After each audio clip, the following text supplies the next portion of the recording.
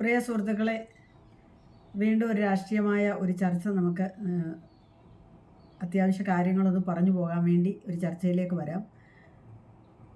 നമ്മുടെ ഇലക്ഷൻ 2024 ഏപ്രിലിൽ അടുത്ത 5 വർഷത്തേക്കും അതുപോലെ തന്നെ നമ്മുടെ ഇനി വരും കാലങ്ങളിലേക്കും ഭാരതത്തിൻ്റെ ഭാവി നിർണ്ണയിക്കുന്ന ഈ തെരഞ്ഞെടുപ്പ് എന്തുകൊണ്ടും നമുക്കെല്ലാവർക്കും പ്രത്യേകതയുള്ളതാണ്. അതുകൊണ്ട് തന്നെ മറ്റു വീഡിയോകളൊന്നും ചെയ്യാതെ ഇതിൽ തന്നെ ശ്രദ്ധ കേന്ദ്രീകരിക്കാം. എന്താണ് രാജ്യത്ത് നടക്കാൻ പോകുന്നത്, എന്താണ് 24-ന് ശേഷം നടക്കാൻ പോകുന്നത്, എന്താണ് ജൂൺ 4-ന് റിസൾട്ട് എന്തായിരിക്കും, നമ്മുടെ രാജ്യത്തിൻ്റെ വികസനം എത്രമാത്രം ചർച്ച ചെയ്യപ്പെടുന്നുണ്ട്, രാജ്യത്തെപ്പറ്റി എത്രമാത്രം ചർച്ച ചെയ്യപ്പെടുന്നുണ്ട്, രാഷ്ട്രീയ പാർട്ടികളെ പറ്റി എത്രമാത്രം വിലയിരുത്തപ്പെടുത്തുന്നുണ്ട്, ഇതെല്ലാം എൻ്റെയും ഒരു പഠന വിഷയമാണ്. എൻ്റെ ഈ പ്രായത്തിനിടയ്ക്ക് ഞാൻ എത്രയോ തെരഞ്ഞെടുപ്പുകൾ കണ്ടു, എത്രയോ ഇലക്ഷനെ അഭിമുഖീകരിച്ചു. അവിടെ എന്ന് പറഞ്ഞാൽ നമ്മൾ പോയി വോട്ട് ചെയ്യുക എന്നുള്ളതേ ഉള്ളൂ. പിന്നെ അല്ലാതെ നമുക്ക് വേറെ ജോലിയൊന്നുമില്ലല്ലോ. വോട്ട് ചെയ്യുകയും വോട്ട് ചെയ്യിപ്പിക്കുന്ന ജോലിയും ഉണ്ടായിരുന്നു കുറച്ച് വർഷങ്ങൾ.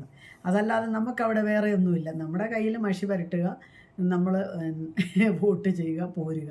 അതുപോലെ മറ്റുള്ളവരുടെ കയ്യിൽ മഷി പുരട്ടാൻ കിട്ടിയ അവസരം അതുപയോഗിച്ച് ആ ജോലിയും ചെയ്യുക എന്നത് കവിഞ്ഞിട്ട് തെരഞ്ഞെടുപ്പിൽ നമുക്ക് യാതൊരു റോളും ഇല്ലായിരുന്നു. കാരണം തിരഞ്ഞെടുക്കപ്പെടേണ്ടത് ആരാണെന്നും എന്തിനു വേണ്ടി തിരഞ്ഞെടുക്കണമെന്നും അത് കഴിഞ്ഞുള്ള ഗുണഭോക്താക്കളും ഒക്കെ ജനങ്ങളെ അല്ല, വോട്ട് ചെയ്യുന്ന നമ്മളല്ല, രാഷ്ട്രീയ പാർട്ടികളും അവരുടെ അനുയായികളും ആയിരുന്നു എന്നുള്ളത് ഒരു നഗ്നമായ സത്യമാണ്. കഴിഞ്ഞ കുറേ വർഷങ്ങൾക്ക് ആയിട്ട് അതാണ് തുടർന്ന് വന്നുകൊണ്ടിരിക്കുന്നത്. നമുക്ക് കേരളത്തിലേക്ക് വരുവാണെങ്കിൽ, കേന്ദ്രത്തിൽ കോൺഗ്രസ് ഭരിച്ചുകൊണ്ടിരിക്കുമ്പോൾ കേരളത്തിൽ കോൺഗ്രസിൻ്റെ ഭരണം ഉണ്ടായിരുന്നു. കേന്ദ്രത്തിലെ 20 MP-മാരും പോയിട്ടുണ്ടായിരുന്നു. അതുപോലെ മന്ത്രിമാർ, കേരളത്തിൽ നിന്ന് എത്രയെത്ര മന്ത്രിമാർ ഓരോ പൊസിഷനിലും ഇരുന്നു.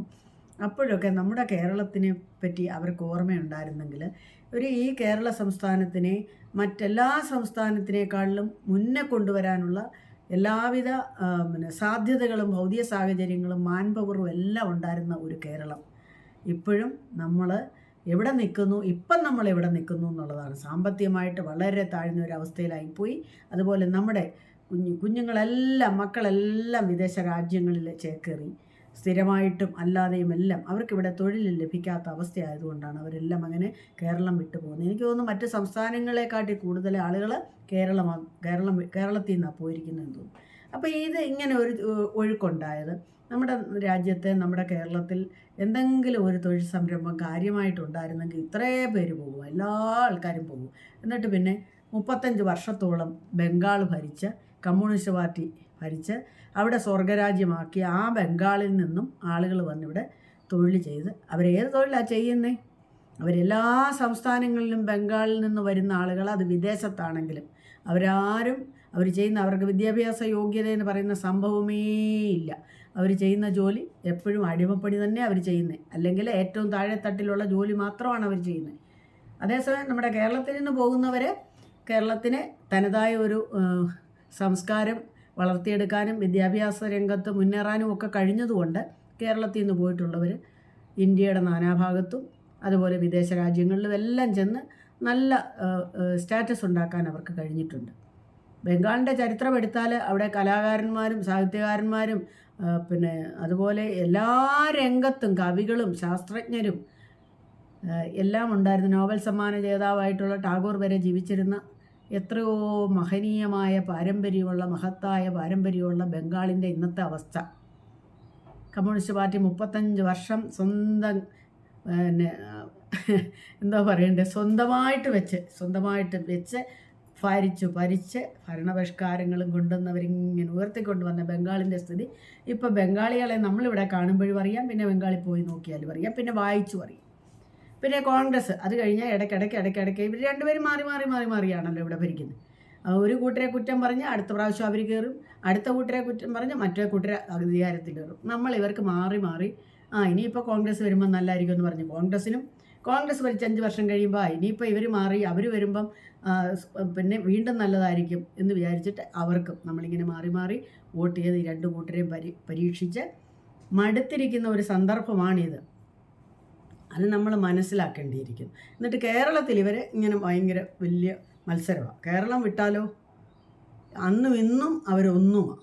ഇത് മനസ്സിലാക്കാതാണ് നമ്മൾ രണ്ട് പാർട്ടിക്കും മാറി മാറി വോട്ട് ചെയ്ത് നമ്മളവരെ ജയിപ്പിച്ചു വിടും. അപ്പോൾ മൂന്നാമതൊരു തീർച്ചയായിട്ടും ഒരു പരീക്ഷണം ആ പരീക്ഷണത്തിന് നമ്മൾ മുതിരുക തന്നെ വേണം. ആ പരീക്ഷണത്തിന് മുതിരാതിരിക്കാനായിട്ട് ജനങ്ങളെ അത്തരത്തിൽ സെറ്റ് ചെയ്ത് വെച്ചിരിക്കുകയാണ് ഈ രണ്ട് രാഷ്ട്രീയ പാർട്ടികൾ.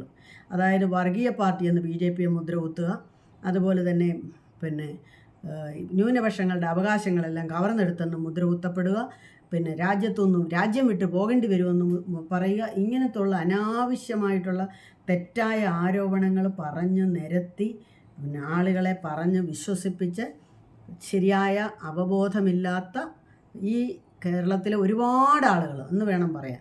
അത് പ്രത്യേകിച്ച് മതവിഭാഗങ്ങളിൽ കൂടുതലും ചില മതവിഭാഗങ്ങളിൽ പെടുന്നവർക്ക് അവരുടെ വിചാരം BJP അധികാരത്തിൽ വന്നപ്പോൾ ഈ 10 വർഷം കൊണ്ടൊന്നും അവർക്ക് സംഭവിച്ചില്ല, എന്നാലും അവർ ചിന്തിക്കത്തില്ല. ഇനിയും വല്ലതും സംഭവിക്കുമെന്ന് പറഞ്ഞിട്ടാണ് വീണ്ടും അവരെ പേടിപ്പെടുത്തുന്നത്. അങ്ങനെ പറഞ്ഞ് പേടിപ്പിച്ച് വെച്ചിരിക്കുന്നത് കൊണ്ട് അങ്ങനെ ലോകത്തെ പറ്റി അവർ ചിന്തിക്കാതെ, ഭാരതത്തിൽ അവർ കണ്ണു തുറന്ന് അങ്ങോട്ടും ഇങ്ങോട്ടും നോക്കാതെ ഇല്ലാത്തതും പൊല്ലാത്തതെന്ന് നാടൻ ഭാഷയിൽ പറയുക, അതിൻ്റെ 100 ഇരട്ടി കള്ളത്തരങ്ങൾ പറഞ്ഞ് പ്രചരിപ്പിച്ച് ഈ രണ്ട് പാർട്ടികളും കോൺഗ്രസും കമ്മ്യൂണിസ്റ്റും കൂടെ കേരളത്തിനെ ഒരു പരുവത്തിലാക്കി വെച്ചിരിക്കുക. അപ്പം നമ്മളൊരു പുതിയ രാഷ്ട്രീയ പാർട്ടിയെ ഒന്ന് പരീക്ഷിക്കുന്നതിന് നമ്മുടെ രാജ്യത്തിന് വളരെ വലിയ വികസനമാണ് നടന്നുകൊണ്ടിരിക്കുന്നത്.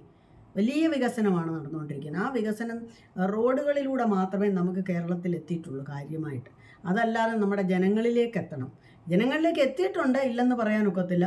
ഇത്രേ കാലം കോൺഗ്രസ് ഭരിച്ചിട്ട് ഏതെങ്കിലും ഒരു കർഷകൻ്റെ അക്കൗണ്ടിൽ ഒരു 10 പൈസ ഇട്ട് കൊടുത്തിട്ടുണ്ടോ കോൺഗ്രസ് ഗവൺമെൻറ്? അതുപോലെ തന്നെ ഇൻഷുറൻസ്, ആരോഗ്യ ഇൻഷുറൻസ് കൊടുത്തിട്ടുണ്ടോ? അതുപോലെ ഏതെങ്കിലും പാവങ്ങൾക്ക് യാതൊരു ഈടുമില്ലാതെ ലോൺ എടുക്കാനുള്ള സൗകര്യം ഉണ്ടാക്കി കൊടുത്തിട്ടുണ്ടോ? എന്താണ് ഈ കോൺഗ്രസ് ഇത്ര കാലം ഭരിച്ചിട്ട് ഈ രാജ്യത്തെ ജനങ്ങളെ ഉദ്ധരിക്കാൻ? ഇപ്പോൾ ദാരിദ്ര്യം നീക്കാൻ നാണമില്ലാതെ പറയുമ്പോൾ തന്നെ നാണക്കേട് തോന്നും. നിങ്ങൾ ഇത്ര കാലം ഭരിച്ചിട്ട് നിങ്ങൾ എന്താ ഗരീബി ഒന്ന് ഹടാ ചെയ്യാഞ്ഞ്? ഗരീബി ഹടാവോ എന്ന് പറഞ്ഞ് നടക്കുക ഇപ്പോൾ നാണമുണ്ടോ പറയാൻ? അപ്പം നമ്മൾ ആലോചിക്കണം. ഇപ്പോഴും രാജ്യത്ത് പട്ടിണിക്കാരുണ്ടെങ്കിൽ അതിൻ്റെ കുറ്റം ആർക്കാ? 10 വർഷമായിട്ട് വന്ന് രാജ്യത്തെ എല്ലാ തരത്തിലും വികസിപ്പിക്കുന്ന ദേശീയ ജനാധിപത്യ മുന്നണി NDA എല്ലായിടത്തും സൗജന്യമായിട്ടുള്ള ഒരുപാട് കാര്യങ്ങൾ എത്തിച്ചു കഴിഞ്ഞു. പക്ഷെ പെട്ടെന്നൊരു നിമിഷത്തിൽ ഗ്രാമാന്തരങ്ങളിലും എല്ലായിടത്തും 10 വർഷം കൊണ്ടൊന്നും നിരപ്പാക്കാവുന്ന തരത്തിലുള്ള വീഴ്ചകളല്ല ഭാരതത്തിലുണ്ടായിരിക്കുന്നത്. ഭാരതത്തിലെ ആ താഴ്ചകളെ എല്ലാം മാറ്റി ഭാരതത്തിനെ ഉന്നതിയുടെ പാതയിലേക്ക് എത്തിക്കണമെങ്കിൽ വർഷങ്ങളെടുക്കും. അല്ലാതെ പെട്ടെന്ന് മന്ത്രവും മാജിക്കും കൊണ്ടൊന്നും പെട്ടെന്നൊന്നും അങ്ങനെ സാധിക്കത്തില്ല. അതുകൊണ്ട് അവിടെ ഇവിടെയൊക്കെ ഇനിയും വികസിക്കാനുണ്ട്. അതൊക്കെയാണ് ചൂണ്ടിക്കാണിക്കുന്നത്. ഒരാളെന്നോടൊരു വീഡിയോയിലെ കമൻറ്റ് പറഞ്ഞ് ഉത്തർപ്രദേശിൽ കൂടെ ഗ്രാമത്തിലൂടെ ഒന്ന് പോകാൻ. ഞാനതിന് മറുപടിയും കൊടുത്തായിരുന്നു.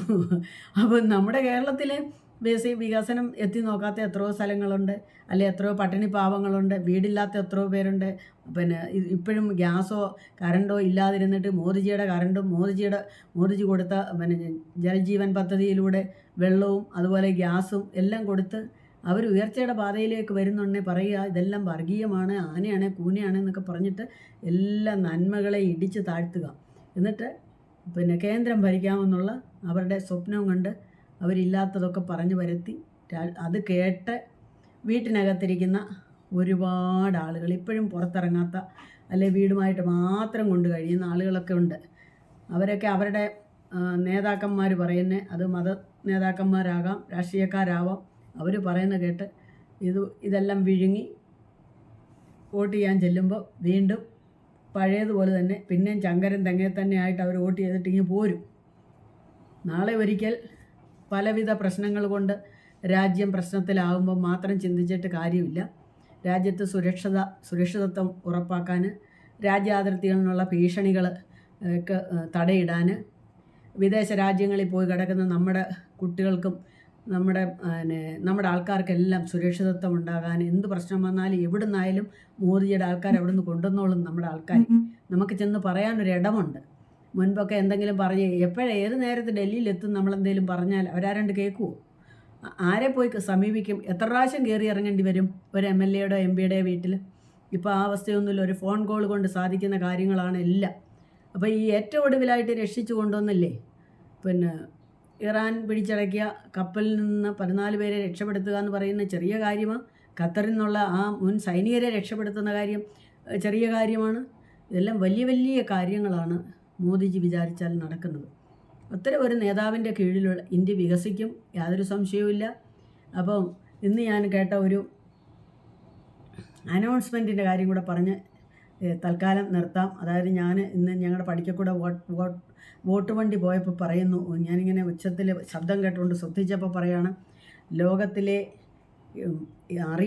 ലോകത്തിൽ അറിയപ്പെടുന്ന സാമ്പത്തിക കാര്യ വിദഗ്ധൻ തോമസ് ഐസക്കിനെ വിജയിപ്പിക്കുക. പത്തനംതിട്ട എൻ്റെ ജില്ലയിൽ ലോകത്തിലെ അറിയപ്പെടുന്ന സാമ്പത്തിക വിദഗ്ധൻ. ഞാനിത് കേട്ട് ആദ്യം ഒന്ന് ഞെട്ടി, പിന്നെ എനിക്ക് ചിരിയാണ് വന്നത്. നിങ്ങളും അവരുടെ പാർട്ടി അനുയായികൾ അന്ധമായിട്ട് ഫോളോ ചെയ്യുന്നവരൊക്കെ ആണെങ്കിലും നിങ്ങൾക്കും ഇത് കേട്ടാൽ ചിരി വരുമെന്നുള്ളൊരു യാതൊരു തർക്കവുമില്ല. കാരണം കേരളത്തിൻ്റെ സാമ്പത്തിക നില ഇത്രയും വഷളാക്കിയതിൽ അദ്ദേഹത്തിനുള്ള പങ്ക് എത്രയാണെന്ന് എല്ലാ ആളുകൾക്കും ഇവിടെ അറിയാം. ഈ ധൂർത്ത്, ശരിയായ ആസൂത്രണമില്ലായ്മയും യാതൊരു വിധത്തിലും ഉൽപ്പാദനശേഷി വർദ്ധിപ്പിക്കുകയോ പണം പിരിക്കാനുള്ള പണം ലഭിക്കാനുള്ള അവസരങ്ങൾ ഉണ്ടാക്കുകയോ വേണ്ട, കരം ശരിയായിട്ട് പിടിച്ചെടുക്കുകയോ അല്ലെങ്കിൽ അങ്ങനെ യാതൊരു വിധത്തിലും സമ്പത്ത് വർദ്ധിപ്പിക്കാനും യാതൊരു സംഭവവും ചെയ്യാതിരുന്നിട്ട് ഉണ്ടായിരുന്ന കാശെല്ലാം തൂർത്തടിച്ചേച്ച് പിന്നെ ലോകത്തു നിന്നെല്ലാം കിട്ടുന്ന എവിടെ നിന്നുണ്ടോ അവിടെ നിന്നെല്ലാം കടം വാങ്ങിച്ചു കൂട്ടിയ അങ്ങനെ കേരളത്തിൻ്റെ സാമ്പത്തിക നില അമ്പേ തകർത്ത ഒരു സാമ്പത്തിക വിദഗ്ധനെ, ലോകത്തിലെ അറിയപ്പെടുന്ന സാമ്പത്തിക വിദഗ്ധനെന്ന് പറഞ്ഞാൽ എങ്ങനെ നമ്മൾ ചിരിക്കാതിരിക്കും? നിങ്ങളും ചിരിക്കുമെന്ന് എനിക്കറിയാം, തീർച്ചയായിട്ടും ചിരിക്കും, യാതൊരു തർക്കവുമില്ല. പിന്നെ അടുത്ത ആൾ 15 വർഷക്കാലമോ പത്തനംതിട്ടയിൽ, ഇപ്പോൾ ഞാൻ പത്തനംതിട്ടയുടെ കാര്യം വന്നപ്പോഴേ എനിക്കത് പറയാതിരിക്കാൻ ഒക്കുമോ? എൻ്റെ ജില്ലയിൽ ഞാൻ നോക്കിയിട്ട് എന്തെല്ലാം വികസനത്തിൻ്റെ മേഖലകളുണ്ട്, എല്ലാം മുരടിച്ചു പോയ ഉൾനാടൻ വഴികളാണെങ്കിലും അതുപോലെ ജലഗതാഗതമാണെങ്കിലും അതുപോലെ പമ്പാനദിയുടെ കാര്യം മാത്രം എടുത്താലും നശിച്ച് നാറാണക്കല്ലായി കിടക്കും. യാതൊരു സംരക്ഷണവും, തീരസംരക്ഷണമാവട്ടെ ജലസംരക്ഷണമാവട്ടെ ഒന്നുമില്ല. നിങ്ങൾ മാരാവണിലോട്ട് പോയ കൺവെൻഷന് വരുന്നവർക്കൊക്കെ അറിയാമല്ലോ, നിങ്ങളൊക്കെ വോട്ട് ചെയ്യുന്ന ആർക്കാന്ന് എനിക്ക് നല്ല വ്യക്തമായിട്ട് അറിയാം. പക്ഷേ നിങ്ങൾ മാരാവൺ കൺവെൻഷനിലോട്ട് പോയിരുന്നേ, എന്താ അവിടുത്തെ സ്ഥിതി? നിങ്ങൾക്ക് അവിടെ ഇരിക്കാനൊരു സൗകര്യം ഉണ്ടോ? ഇത്രയും വർഷം, ഈ 15 വർഷക്കാലം ഇവിടെ MP ആയിട്ടിരുന്നിട്ട് അദ്ദേഹത്തിന് ഈ സ്വന്തം സമുദായത്തിൽപ്പെട്ടതാണല്ലോ, പോട്ടെ, എത്രയോ ജനങ്ങൾ ജാതി മതഭേദമന്യേ വരുന്ന ഒരു കൺവെൻഷനാണത് പമ്പാനദിയിലെ വിരിമാറിൽ. അവിടെ വിരിമാറുണ്ടോ ഇപ്പോൾ? ആ പമ്പാനദി ഒന്ന് വൃത്തിയാക്കി ആ മണൽ സംരക്ഷണത്തിനോ അല്ലെങ്കിൽ ആ തീര സംരക്ഷണത്തിനോ എന്തെങ്കിലും ഈ MP കൊണ്ട് ചെയ്യാൻ കഴിഞ്ഞിട്ടുണ്ടോ? പിന്നെ പത്തനംതിട്ടയിൽ ശബരിമല തൊട്ട് എത്ര തീർത്ഥാടന കേന്ദ്രങ്ങളുണ്ട്, എല്ലാ മതവിഭാഗത്തിൻ്റെയും സാമ്പത്തിക സ്രോതസ്സായിട്ട് നമുക്ക് ഉപയോഗിക്കാവുന്നത്. ഇത് അവിടെ നിന്ന് കിട്ടുന്നത് ഗവൺമെൻറ് ആരാണോ ഭരിക്കുന്നത് അവരെടുത്ത് ചെലവഴിക്കുമെന്നല്ലാതെ ഒന്നും ഇവിടെ ഒരു പുതിയ പദ്ധതി ഒന്നും കൊണ്ടുവരാം. 15 വർഷം ഭരിച്ചില്ലേ? നമുക്കറിയത്തില്ലെങ്കിൽ ആരെങ്കിലും ക്രിയേറ്റീവായിട്ടുള്ള ആരോടെങ്കിലും ചോദിച്ചോ പറഞ്ഞോ ഒരു പദ്ധതി ആവിഷ്കരിച്ച് ആ പാർലമെൻറ്റിൽ അവതരിപ്പിച്ച് അതിന് ഒരു സാങ്ഷൻ കിട്ടാൻ എന്തെങ്കിലും ചെയ്തിട്ടുണ്ടോ? വേണ്ട. കിട്ടുന്ന മുഴുവൻ MP ഫണ്ട് ക്രിയാത്മകമായിട്ട് ചെലവഴിച്ചിട്ടുണ്ടോ 15 വർഷം? ഒന്ന് ആലോചിക്കണം. നമ്മുടെ ഈ പത്തനംതിട്ടയുടെ നാനാഭാഗത്തൂടെ സഞ്ചരിച്ചിട്ടുള്ള ഒരു വ്യക്തി എന്ന നിലയ്ക്ക് എൻ്റെ അറിവിൽ 15 വർഷത്തിനിടയിൽ യാതൊരു പുരോഗമനം ഉണ്ടായിട്ടില്ല. തിരുവല്ലയിൽ നിന്ന് പല ആളുകളും വിളിച്ചു പറയുന്നുണ്ട്, വീഡിയോയിലൊക്കെ നിങ്ങൾ കണ്ടിട്ടുണ്ടാകും, ഇദ്ദേഹം കൊണ്ടുവന്ന വികസനമെന്ന് പറയുന്നു. അപ്പോൾ ഇതൊന്നും ഇവരുടെ ഒന്നും ലക്ഷ്യം കേരളത്തിൻ്റെ അല്ലെങ്കിൽ അവർ പോകുന്ന മണ്ഡലത്തിൻ്റെ വികസനമല്ല, അവരുടെ പാർട്ടിയുടെ വികസനം, അവരുടെ സ്വന്തമായ വികസനം, അതാണ് നടക്കുന്നത്. ഇനി ഇവർ രണ്ടുപേരെയും കഴിഞ്ഞാൽ മൂന്നാമതൊരാൾ വന്നു. ഒരു യുവത്വത്തിൻ്റെ പ്രതീകമായിട്ട് അനിൽ ആൻ്റണി വന്നു. അദ്ദേഹത്തിന് കുറേ ഇല്ലാത്ത പോലാത്ത കാര്യങ്ങളൊന്നും വിളിച്ചു പറയാനായിട്ട് ആദ്യമൊന്നും കഴിഞ്ഞില്ല. ഇനിയും കഴിയുമോ ഇല്ലയോ? അദ്ദേഹം ഇപ്പം ഏതായാലും നല്ല മറുപടി കൊടുക്കാൻ പത്രക്കാരെയൊക്കെ നന്നായിട്ട് കൈകാര്യം ചെയ്യാൻ പഠിച്ചു എന്നുള്ളത് കഴിഞ്ഞ ദിവസത്തെ ഒരു പത്രസമ്മേളനത്തെ കണ്ടു. അപ്പോൾ അദ്ദേഹത്തിനെതിരെ ഇല്ലാത്ത ആരോപണങ്ങളൊക്കെ ഉന്നയിച്ചുകൊണ്ട് അപ്പോൾ അദ്ദേഹം ജയിക്കുമോ എന്നൊരു പേടികൊണ്ടായിരിക്കും ഇല്ലേ? അദ്ദേഹത്തിന് വലിയ കഴിവൊന്നുമില്ലല്ലോ, പത്തനംതിട്ടക്കാരേതായാലും ജയിപ്പിക്കുകയല്ലെന്നും പറഞ്ഞാലേ കുറേ പേര് ഇരിക്കുന്നത്. അപ്പോൾ പിന്നെ എന്തിനാണ് നിങ്ങൾ പത്രക്കാർ വെറുതെ വിഷമിച്ച് അദ്ദേഹത്തിനെതിരെ ആരോപണം കൊണ്ടുവന്ന്? അപ്പോൾ അദ്ദേഹം ജയിക്കുമോ എന്നൊരു പേടിയുണ്ട്. അദ്ദേഹം ജയിച്ചാലും ഇല്ലെങ്കിലും തീർച്ചയായിട്ടും പത്തനംതിട്ടയ്ക്ക് ഒരു നല്ല ഒരു രാഷ്ട്രീയ നേതാവിനെയാണ് നമുക്ക് ലഭിക്കാൻ പോകുന്നത്. അത് മോദിജി ഗവൺമെൻറ്റിൽ നല്ല സ്വാധീനം അദ്ദേഹത്തിനുണ്ട്, ഇനിയുണ്ട്. ഇപ്പം തന്നെ അദ്ദേഹം പല കാര്യങ്ങളും പലർക്ക് വേണ്ടി ചെയ്തു കൊടുത്തത് ഞാൻ അറിയുകൂടെ ചെയ്തിട്ടുണ്ട്. കാരണം അദ്ദേഹത്തിനോട് വിളിച്ച് പറയുമ്പോൾ അദ്ദേഹത്തിന് എന്തെങ്കിലുമൊക്കെ ചെയ്യാൻ കഴിയും. നമുക്കവരെ സമീപിക്കാം. നമ്മളവരെ ആണ് അത്തരം പാർലമെൻറ്റ് അംഗങ്ങൾ. അപ്പോൾ അദ്ദേഹത്തിനും എല്ലാ വിജയാശംസകളും നേരുകയാണ്. പിന്നെ ഇവിടെ ഇടതും വലതിനും കൂടി നിന്നിട്ട് എന്ത് ചെയ്യുമെന്ന് നമുക്കൊന്നും പറയാൻ പറ്റത്തില്ല. ഇപ്പോൾ 20 MP-മാരും ഇപ്പം ദേശീയ മുന്നണിയുടെ അവിടെ പോയിരിക്കുമെന്നൊന്നും ഞാൻ വിശ്വസിക്കുന്നില്ല. പക്ഷേ കേരളം പഠിച്ചാൽ കേരളത്തിന് കൊള്ളാം, ഇല്ലെങ്കിൽ കേരളം പഠിക്കാൻ പോകുന്നതേ ഉള്ളൂ എന്ന് മാത്രമേ എനിക്ക് പറയാനുള്ളൂ. അപ്പം ഈ വീഡിയോ ഇത്രയേ ഉള്ളൂ. ഇനി അടുത്ത വീഡിയോയിൽ കാണുമ്പോഴേക്ക് എല്ലാവർക്കും സ്നേഹത്തോടെ നമസ്കാരം. അപ്പോൾ പത്തനംതിട്ട ജില്ലയിലെ വോട്ടർമാർ ചിന്തിക്കുക, നമുക്ക് ലാസ്റ്റ് വണ്ടിയാണ്. 5 വർഷം നമ്മൾ നിന്നിടത്ത് നിൽക്കാതെ ഈ വണ്ടിയെ കയറി പോകണം. ആ വണ്ടിയെ കയറി പോകണമെങ്കിൽ തീർച്ചയായിട്ടും നമ്മൾ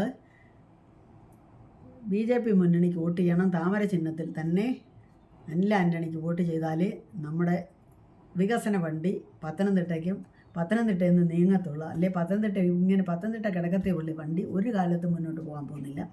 അക്കാര്യം കൂടെ ഓർക്കുക. അപ്പോൾ വീണ്ടും കാണാം. നമസ്കാരം.